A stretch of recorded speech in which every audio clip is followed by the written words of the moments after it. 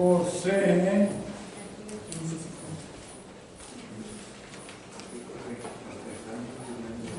y su vida victoriosa.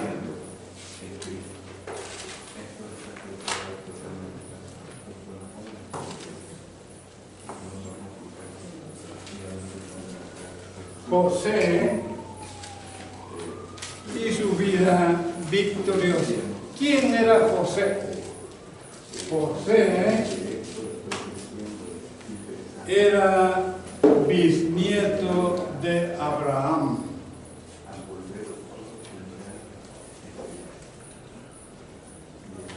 Era hijo de Jacob.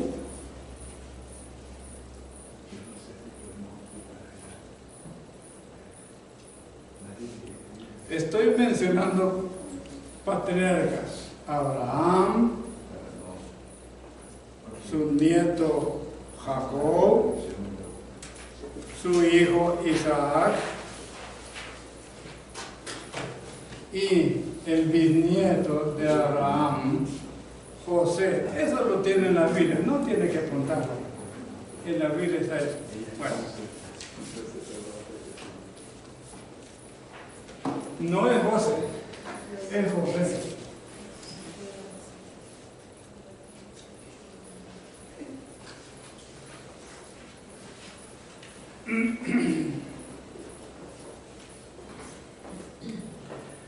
Capítulo 15 de Génesis, capítulo 50, versículos del 15 al 26. Mantengan abierta la escritura por si tenemos que confirmar algo. Si no, no es ningún trabajo abrir el libro. José, según el autor del bosquejo que tienen allí en su folleto, era un cuadro de Jesús. No sé de dónde lo sacó, pero así dice, que era un cuadro de Jesús. La Biblia no lo enseña. La Biblia no lo enseña. Hay ciertas similitudes entre Jesús y José. De eso no tengo la menor duda. Y no tenemos por qué decir lo contrario. Uno de ellos, aparte del pecado de José, él era puro. Aparte del pecado. Era puro en el sentido de que rechazó, huyó de aquello que podía comprometer su integridad moral. Me estoy refiriendo a la ocasión en que la esposa del capitán de la guardia del faraón, Potifar, quiso seducirlo sexualmente hablando. Se le ofreció, lo persiguió de alguna manera, físicamente hablando, y José dijo no. He allí el sentido de pureza moral, aparte del pecado. Ya lo sabemos que no hay hombre limpio de pecado. José. Además de la pureza que lo caracterizaba, José era un individuo que practicaba el amor al prójimo, el amor a sus hermanos. Eso usted lo descubre con facilidad al leer la historia de este insigne y preclaro hombre, José.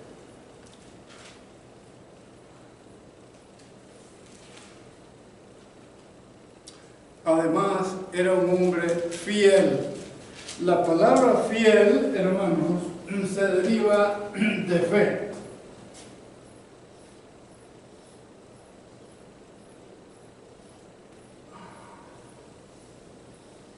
Recuerde que el término fe es el sustantivo del verbo creer. Es el nombre del verbo creer, fe. Y la fe implica fidelidad.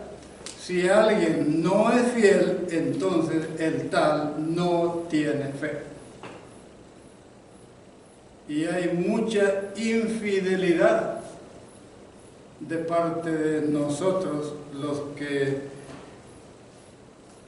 decimos a viento y a marea de que somos de Cristo. Infidelidad. Los mismos pastores somos infieles muchas veces,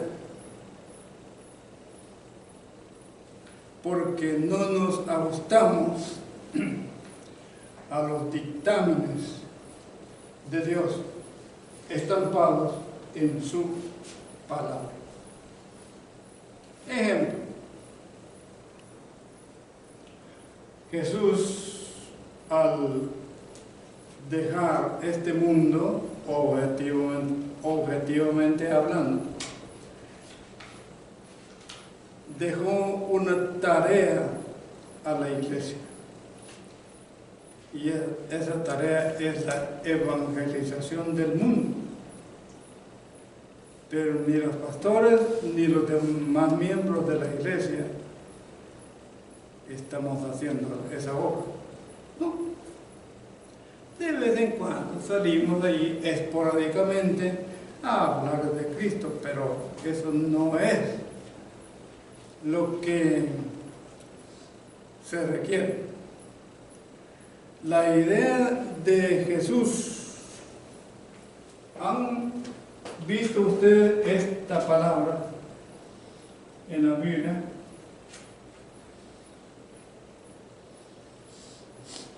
Y ¿cuántos la han visto? ¿Todos? Muy bien. ¿Qué significa eso de ir? ¿Alguien podría decírmelo rápidamente?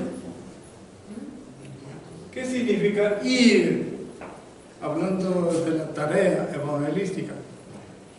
¿Quién?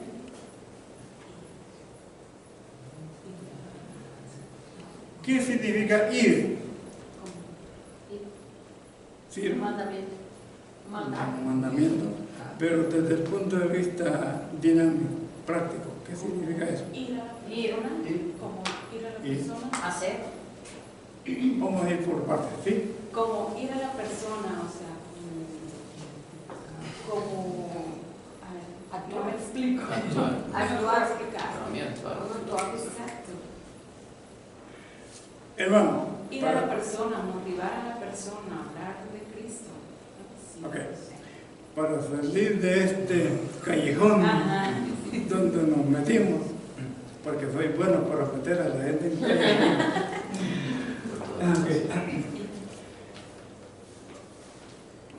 Y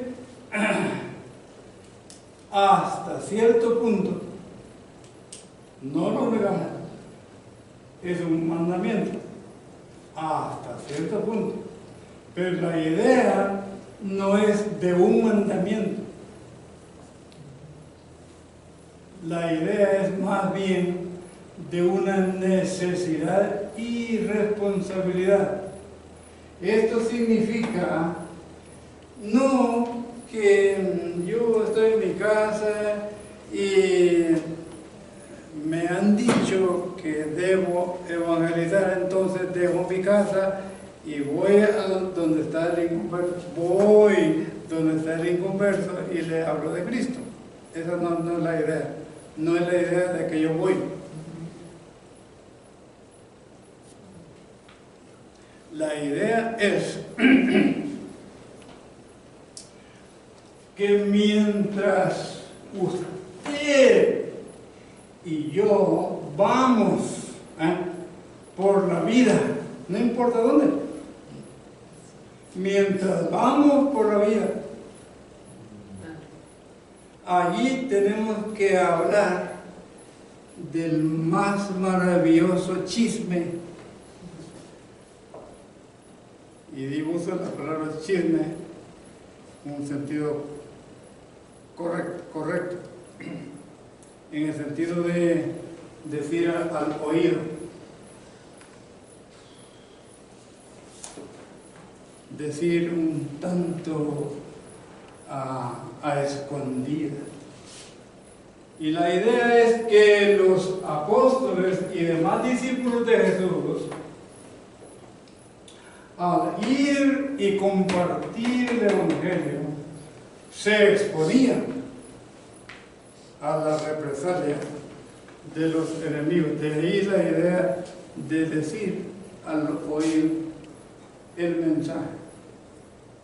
Esta es una extensiva de la palabra ir, pero la idea central es que mientras va por la vida, no importa si está en el mercado, en el teatro, no cine, en el teatro, en el trabajo, en la calle, en el parque, a orillas de la barranca, perdón, doquiera que esté, no importa dónde, allí debe dar el mensaje. Y eso le da la oportunidad a la iglesia de hacer un trabajo extensivo, porque si se limita solo a ir donde fulano, donde sultano o donde mengano, el trabajo es chiquito, pequeño. ¿Entienden lo que digo, hermano? Porque yo no me entiendo. Bueno, ¿por qué traje esto? Porque estoy hablando de José como un hombre fiel que tomó en serio su relación con la deidad, que ajustó su vida a los principios que emanan de la palabra de Dios. Fue un hombre victorioso en todo, y de eso vamos a hablar. Victorioso en el hogar. ¿Quién me dice, por favor, o nos dice para que lo sepamos todos, qué es el hogar? ¿Alguien quiere decirlo, por favor? Entre más, luego, mucho mejor. ¿Sí? Familia. Su familia, Familia. Su familia primaria, donde nació, sus padres. Para la familia para mí es el entorno, la familia o el entorno en el que te estás moviendo, porque para mí todos somos una familia. Entonces, si los amigos, o sea, si somos el cuerpo de Cristo y nos miramos todo como ese cuerpo, todos entramos a ser una familia, ese hogar, eso es para mí. Otra idea de hogar ya se definió hasta estos momentos. Para mí el hogar es el primer lugar donde la persona recibe la enseñanza, donde se relaciona con su familia, convive. Lo veo más como de familia de nacimiento, su padre, su hermano. Lo veo. Núcleo familiar. Más. Núcleo familiar. Bueno, lo que me han dicho a grandes rasgos es que el hogar es la familia y lo que ocurre ahí. Permítanme decirles que no. Qué malo soy, ¿verdad? Hermanos, la palabra hogar se deriva de hoguera. Se refiere a un ambiente de paz, de concordia, de amor, de consideración, de cooperación. Y todas aquellas bondades morales que usted pudiera agregar. El hogar existe sin la casa. La casa no es el hogar. Que quede claro eso. Porque eso corresponde a mis conocimientos de artillería pesada. Bueno, existe el hogar sin casa. Y hay casas donde no existe el hogar. La gran mayoría de viviendas con su familia dentro no tienen hogar. Usted puede vivir el sentido de hogar bajo de un árbol, bajo una peña o a campo raso, porque el hogar es un ambiente donde hay calor de familia. La familia no es el hogar, donde hay calor de familia, donde la madre hace su papel, entre comillas papel, de mamá, para dar el cuidado a sus hijos y a los demás miembros del núcleo familiar. A mí me molesta cuando en la televisión se oye: ay, fulano, el padre le quitó la vida a su hijo en el hogar. En el hogar le quitó la vida a su propio hijo o a su propia madre o a su hermana. Eso es falso. En el hogar no hay asesinato. Así es. En el hogar no se permite la incomprensión. Antes bien está la consideración. En el hogar hay detenimiento de impulsos que rompen la armonía.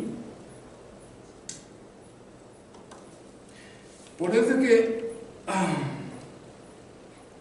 no estoy de acuerdo con las notas del autor de estos bosquejos. Anda muy mal en doctrina y en interpretación bíblica. Muy mal. Eso no quiere decir que el material no sirve, como no, es bueno, porque podemos considerar, sacar lo bueno y desechar lo que no sirve. ¿De acuerdo? Bueno, ok. Dice ahí el autor que José encontró en su hogar traición, odio, aborrecimiento, amargura y celos. No en el hogar, en su casa, nada más. En su casa, sí, porque sus hermanos se dieron a la tarea de ejercitar estas detracciones que son la traición, el odio. Odiaban a su hermano, le aborrecían, tenían amargura contra él, porque en parte el viejecito Jacob tuvo la culpa. ¿Por qué? Porque contaba su sueño. Porque lo prefirió a él. Jacob el papá, sí. Prefirió a José y abiertamente le mandó a hacer una túnica que era wow. José le creía el papá de Tarzán, con esa túnica. Hoy en nuestro tiempo diríamos el saco, el tacuche, dicen en México y en Guatemala. Lo mejor de la ropa le dio a José, y sus hermanos vieron que Jesús no le gustó y tenían razón. Bueno, ya sabemos la historia bíblica. Lo vendieron a unos comerciantes y fue a parar como esclavo en la corte egipcia. Y como ustedes pueden imaginarse, un esclavo era el objeto de maltrato, de abusos de parte de sus amos. Y en eso tiene razón el escritor de estos bosquejos. José sufrió físicamente, porque cuando el esclavo no daba bola, como decimos, no correspondía a los deseos antojadizos de los amos, los azotaban. Y muchas veces los azotes, como en el caso de los romanos, eran azotes que tenían 3 cuerdas, y en el extremo de las cuerdas estaba amarrada una parte metálica que al chocar contra la piel la arrancaba con todo y piel. Bueno, no digamos los abusos, el maltrato moral del que fue objeto. Anímicamente, José sufrió porque lo separaron de su hogar, bueno, no digamos hogar, de su casa, de la comunión con su papá, que había una estrechez, una relación íntima entre José y Jacob, el viejito, y los separaron. Sufrió pues. Se hace la pregunta en el bosquejo: ¿cuál fue la actitud de José frente a los abusos de sus propios hermanos? Cuando ya estuvo en el alto puesto que le fue conferido por el mismo faraón, gobernador de todo Egipto, el segundo después del faraón, un hombre poderoso, un hombre con autoridad, un hombre que tenía en sus manos, ¿por qué no decirlo así?, la vida y la muerte de sus prójimos. Él pudo vengarse de lo que le hicieron sus hermanos, pero ¿se vengó? ¿Qué dicen ustedes? ¿Se vengó? No. Al contrario, colmó de bienes a sus hermanos y lloró en secreto y lloró frente a ellos cuando se encontraron. La sangre llama. El sentido de familia se acrecienta cuando después de tantos años de separación hay un reencuentro. Las fibras íntimas del alma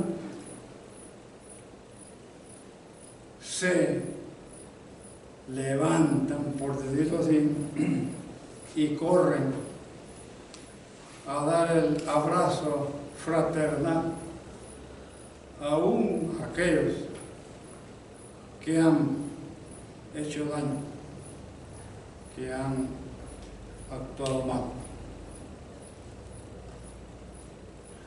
¿Algún comentario que podría enriquecer la reunión de diálogo? Ok. El hogar, supongo que no está limitado al círculo familiar genético, puede extenderse, ¿no?, a otros, o es que simplemente Puede extenderse. Hay dos conceptos de familia, voy a decirlo rápidamente, aunque no forma parte de la clase. Está el sentido de familia que se llama nuclear. ¿Han oído eso ustedes? La familia nuclear, que consiste en papá, en mamá y los hijos. Esa es la familia nuclear. Y es la más común, es la que hemos vivido muchos. Pero también existe, especialmente hoy, en estos tiempos, existe el concepto de familia extensiva. Esto quiere decir que papá, mamá, los hijos, los primos, los tíos, los abuelos y demás también son la familia. Una idea un poco torcida, pero se acepta. Yo me adhiero más al concepto nuclear. Esa es la familia. Y es la que aparece en los primeros momentos de la creación, cuando Dios le dice a nuestros primeros padres: como no es bueno que el hombre esté solo, le voy a hacer ayuda idónea. Le hizo a Adán una mujer. Y Adán dijo en una traducción libre: ahora sí, ya la hice. Esta es hueso de mi hueso, carne de mi carne. Ya la encontré, ya llegué al final.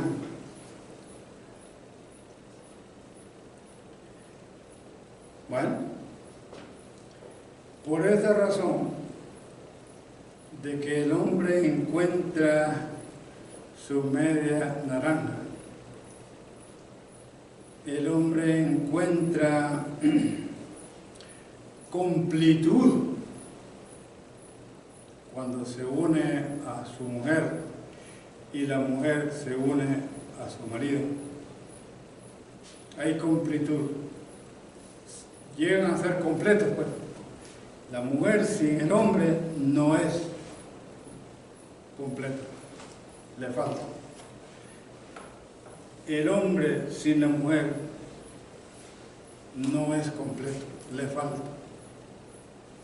Y esto Dios lo reconoció al hacer una mujer para el hombre y un hombre para la mujer.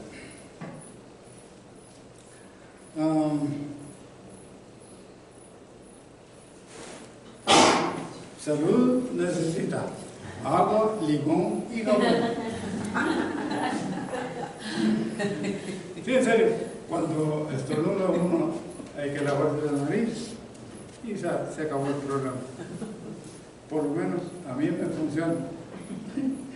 creo que siguiendo con el tema del hogar, como el hogar viene de hoguera y la idea que emite calor humano, y es un estado que se crea. Sí, correcto. Entonces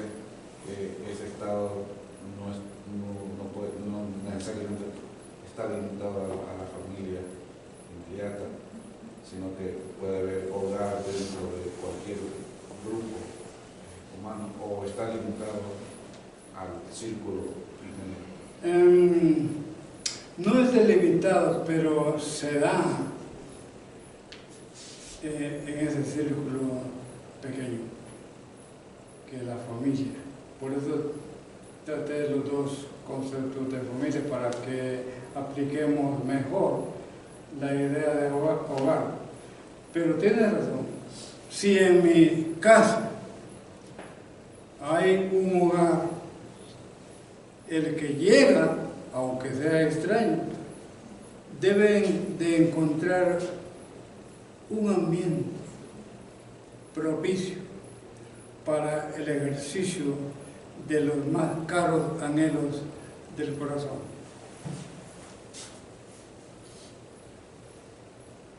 Esta pareja que está aquí, el hermano Morales, están recién venidos de Miami y recién venidos de la República de Cuba. Estas personas, al venir a un lugar desconocido para ellos, como es Arizona, necesitan encontrar familias que vivan en todo lo posible el sentido de hogar, para que ellos también encuentren un rinconcito donde acomodarse y que en ese acomodarse se sientan bien. Ahí la importancia y la necesidad de un hogar. Por tanto, la actitud negativa de los hermanos de José negaron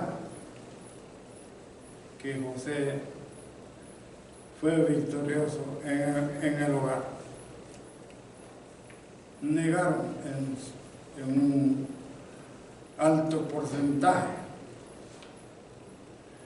la victoria de él en su casa, no en el hogar, en su casa, estuvo en que él supo lidiar con la actitud mala de sus hermanos. Le dolió, sí, lo hizo sufrir, pero no le importó en el sentido de guardar un rencor terrible que se convirtiera después en una actitud de asesinato, porque pudo haber inclusive quitado la vida a su hermano en venganza, y no lo hizo, los colmó de bienes, según Génesis 50, versículos 19 al 21. En el 20 dice: ustedes pensaron en hacerme mal, pero Dios cambió ese mal en bien para hacer lo que hoy vemos. Amén. Sí, Si oímos bien lo que la hermana leyó, hay una palabrita ahí que hace la diferencia entre una actitud puramente humana y la actitud de Dios. El secreto de la victoria de José en su casa no estuvo en que él era diferente y que era mejor que ellos. Claro que era mejor, de plano, de hecho, sí. Pero el secreto estuvo en que Dios estaba con él. Dios estaba presente en la vida de José. Pregunta: ¿creen ustedes que es posible repeler el mal con el bien para nosotros?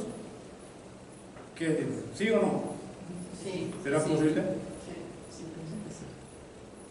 ¿Será posible amar de verdad a un enemigo, a aquel que nos ha hecho la vida de cuadritos En Cristo, sí. en Cristo? Sí. De acuerdo, han contestado perfectamente. El cristiano, es decir, el que lleva a Cristo dentro de sí, el que se ha encontrado con Él y se ha abrazado con Él, que tiene comunión con Él, que deja que su Espíritu, el Espíritu Santo, trabaje con entera libertad, conformando su contextura esencial a la imagen de Cristo. Esa persona tiene la capacidad, tiene la autoridad para amar de verdad al enemigo. De otra manera, Jesús no mandaría tal cosa: amad a vuestros enemigos. Porque Jesús sabía que sin Él en la vida, al hombre le es imposible amar. Pero en Él, si tiene razón, en Él yo puedo. En Él usted puede amar al enemigo. No amarlo de aquí hacia afuera. No, amarlo con el alma. De verdad. Y José lo logró porque Dios estaba con él. Es lo que dice el texto. Se repite. Dios estaba con José. Y José estaba con Dios. Hay una reciprocidad, una correlación entre Dios y el hombre. El hombre que teme, el hombre que cree. ¿Sí? Para aquellos que son fanáticos de las películas, como hay una película que no sé si la han visto, se llama Hacksaw Ridge, la historia de un soldado norteamericano verídica que se rehusó a tomar las armas en la Segunda Guerra Mundial en el Pacífico. ¿Ya la han visto? Muy bonita. Muestra su amor hacia sus enemigos, sus enemigos de parte del ejército japonés y sus enemigos dentro del ejército norteamericano.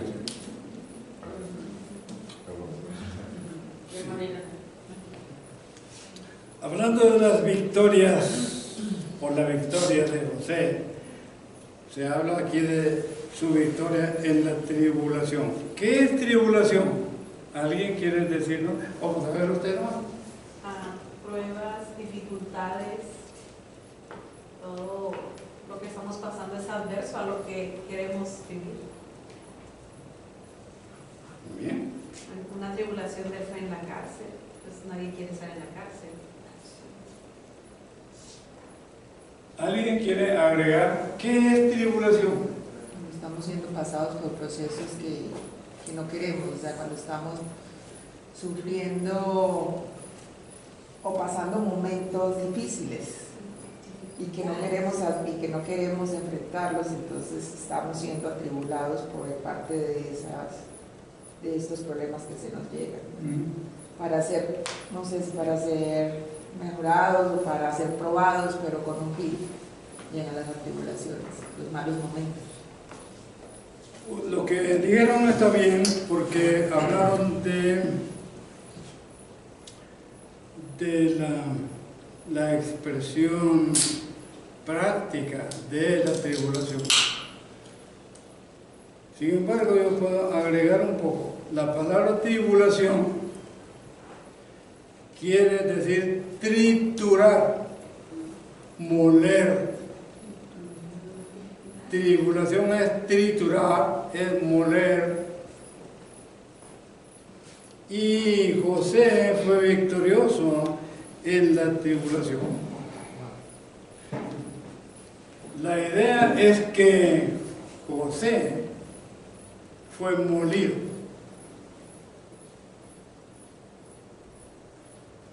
Los cristianos del primer siglo que estaban en Asia Menor, en las llamadas 7 iglesias, estaban siendo molidos, literalmente molidos, estaban en tribulación.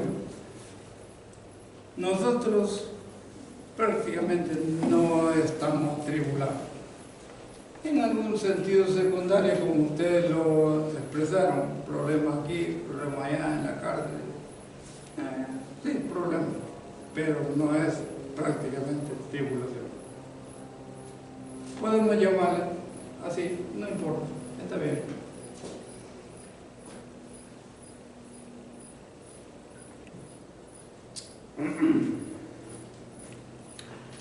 Me gusta mucho la actitud de José. Se quejó José. El texto bíblico no lo dice. No se quejó. Cuando le capturaron, ¿intentó escapar? No.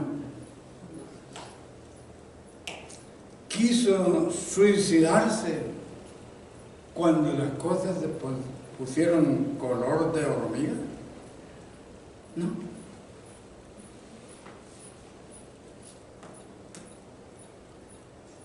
El escritor del Bosquejo dice que José, ante estas cosas, estaba sereno. Y yo creo eso. Creo eso por una simple razón. Dios estaba con él. Y él estaba con Dios.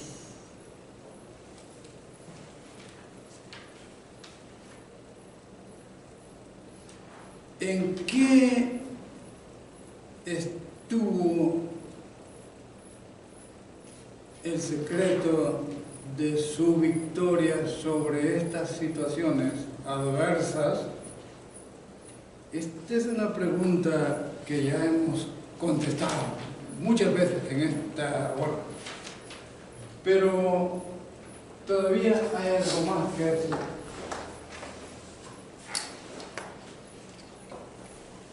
El carácter de José cada instante estaba siendo engrandecido. El carácter de José estaba creciendo a través de la tribulación. Y esa es una lección para mí y debiera ser una lección para usted. Hermanos, las tribulaciones, la problemática de lo que saben hablar, no debe de echarnos al suelto, no debe de ganarnos la partida, antes bien, utilizar los problemas, las vicisitudes, sean cuales sean, enfermedad, pobreza económica, desprecio familiar, desprecio social, etcétera, etcétera. Debemos utilizar eso para afinar nuestro carácter. A José le sirvió todo aquello que le pasó. La insinuación sexual de la mujer de Potifar ayudó a José a valorar el mandamiento del Altísimo.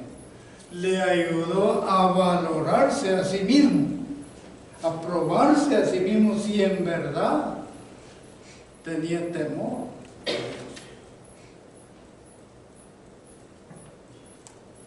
para un hombre una experiencia semejante a la de José, le es muy difícil salir airoso, muy difícil y imposible, a menos que venga una reflexiva, venga una consideración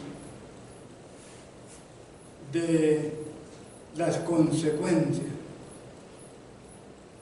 morales, espirituales, sociales y de cualquier índole.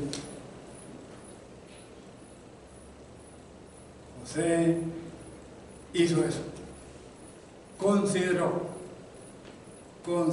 el carácter de Dios y lo aplicó a su propio carácter. Él se ajustó a lo que Dios había ordenado. El respeto al derecho ajeno, la altura moral de la obediencia al mandamiento, la altura moral de la sujeción, no al capricho del ego humano, sino al capricho del ego de Dios. A propósito de ego, eso significa yo soy, lo que yo soy.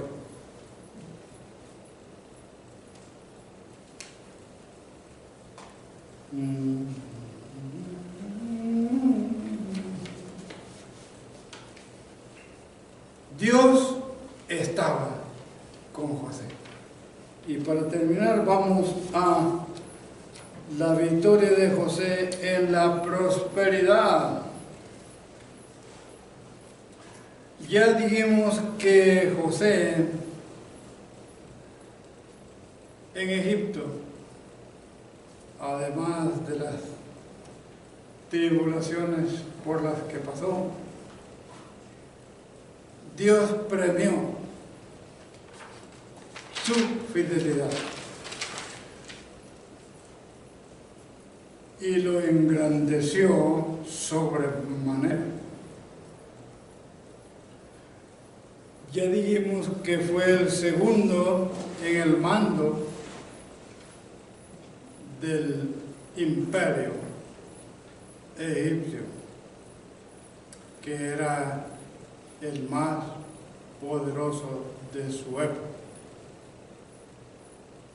Segundo en el poder de gobernar.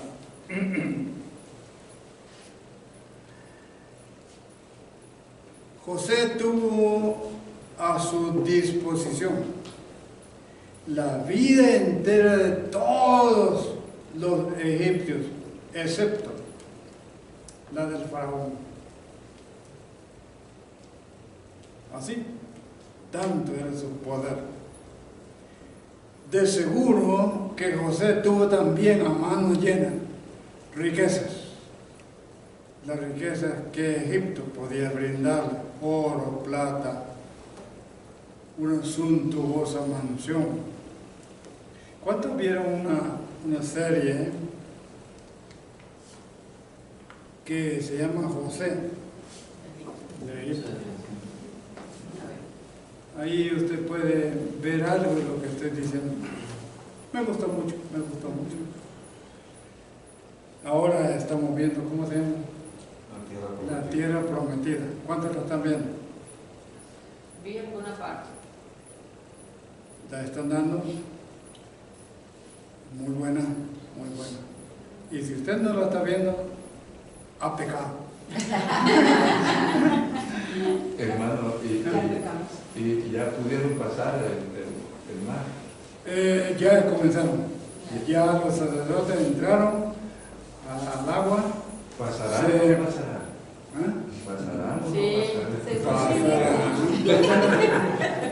En el próximo capítulo. ¿A qué hora es que la están dando? A las 7. De acá, Dando la anterior y la nueva en el mismo. en el 23. ¿Cuál es el lengua? Es el. No, 46, 2, ¿no? 46.2, está 46.1 y 2. De lunes a viernes a las 7, ¿no? Sí, exacto. Si no, comenzamos a verlo también, pero de inicio de nada. Nosotros comenzamos a ver todo eso un momentito, pero vimos después que apareció un zorro, que era la muchacha. Sí, eso tiene sus. Sí, No me gustó esa parte, la verdad. Sí. Pero bueno, hay que quitar los males y quedarse con lo bueno. Estaba tratando de poner ante sus oídos la grandeza de José, pero ya la sabemos. Y el punto crítico aquí, el importante, es que a José no le cambió en lo más mínimo su carácter, la riqueza, el poder. Eso es lo bueno. No lo mareó la fama y el dinero. Muchos que pasan tribulaciones salen victoriosos, pero una vez que viene la fama y el dinero, ahí cambian, ahí cambian.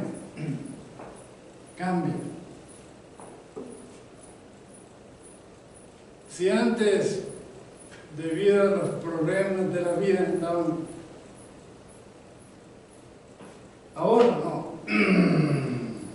Cuidadito. No me hable, porque yo soy más santo que usted. No me hable porque yo tengo dinero y usted es un pordiosero. Los ricos hacen algo. Desprecian a los pobres, se vuelven crueles y pedantes. Yo los conozco, usted también. Y los pobres no odiamos a los ricos y quisiéramos ser como ellos. Bien, sí. Yo quisiera tener el dinero de Trump. Trompón.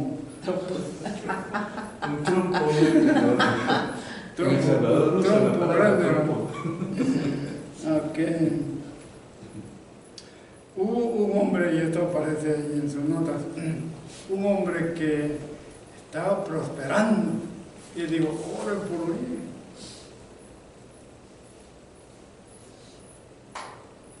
Estaba prosperando. Y él pidió que oraran por él. Y eso. Sin duda que reconoció el peligro del envanecimiento. Como dice la Biblia repetidas veces, no sea que te olvide y piense que yo, por mis propias fuerzas, tengo lo que tengo. Y Jesús, en el Nuevo Testamento, advierte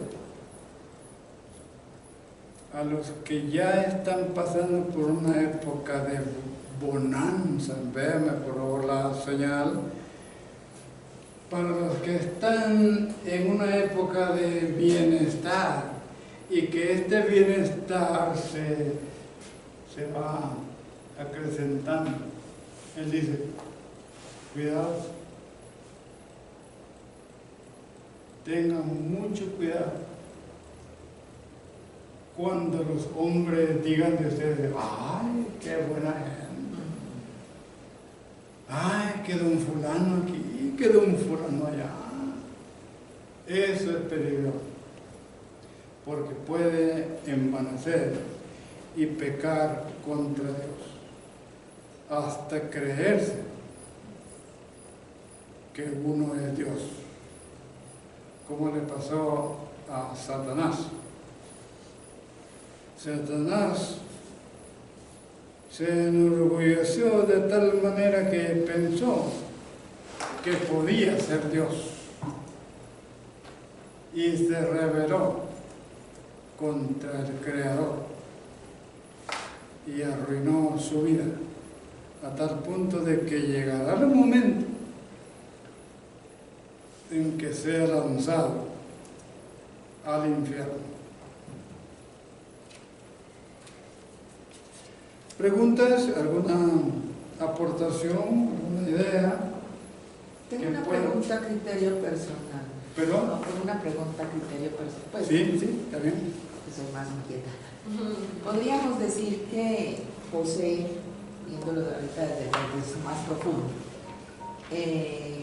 Enoc y Elías fueron como similares en el caminar con Dios. Digamos que sí. Porque, Sí, o sea, ¿verdad? yo no voy a mí me encanta leer, o sea, me la he leído y yo la leo, me gusta leer y leer y leer y leer. Y nunca había, o sea, me comparaba mucho a Elías y a Enoc, que fueron transpuestos. No sé la palabra. Bueno, Pero José lo veo pues que fue también una persona que agradó al Señor, que no se quejó, que hizo su labor. Y sí, sí. Hay cierta similitud en la actitud que ellos tuvieron para con Dios. Sí, en ese sentido son iguales. Pero son diferentes en varios aspectos. En el caso de Elías, un profeta franco, demasiado franco, duro, valiente, sincero, claro, profeta. Hay diferencias. sí, sí. Pero son similares en su actitud hacia Jehová. La obediencia estuvo de por medio entre ellos. En el caso de Enoc, dice la Biblia que fue traspuesto, no vio muerte. Elías tampoco, fue transportado así vivo al cielo. Enoc también fue transportado vivo de una vez al cielo. José no tuvo ese privilegio, pero tuvo el privilegio de que Dios estaba con él. Amén. Y está con nosotros. Está con todos. Está con nosotros. Amén. Somos privilegiados para ir en pos de la victoria en todos los aspectos de la vida en que nos desenvolvamos. Podemos salir victoriosos.